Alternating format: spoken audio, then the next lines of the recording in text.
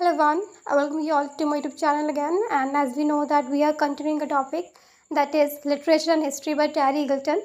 That is the second unit of Approaches to Literature MA Part 2, and in the previous two videos we have learnt about its introduction, key points, key characteristics, a little overall summary as well as some important terms, and one of the most important concept that is discussed in this unit is base and structure. ठीक है, वो हमने second video में cover किया कि वो क्या होता है.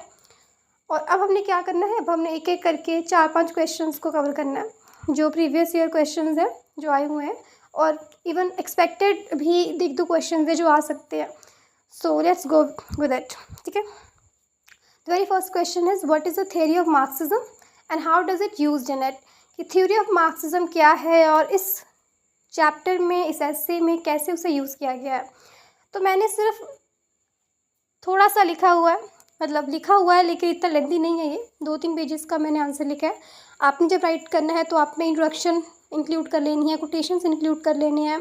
ठीक है, और इम्पॉर्टेंट रिलेटेड कॉन्सेप्ट उसको इंक्लूड कर लेना है. फिर इन 3 पेजेस को राइट कर देना है. तो अपने आप 6 to 7 पेजेस का आंसर प्रिपेयर हो जाना है. ठीक है, so let's read with it.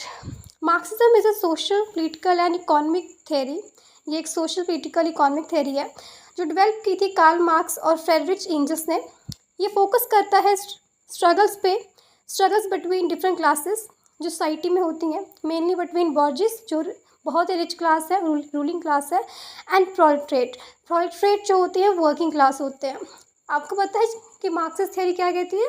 तो मार्क्सिस्ट थेरी ये कहती है कि हमारी सोसाइटी में 3 क्लासेस होती हैं. एक होते हैं अपर क्लास, एक होती है मिडिल क्लास, एक होती है लोअर क्लास.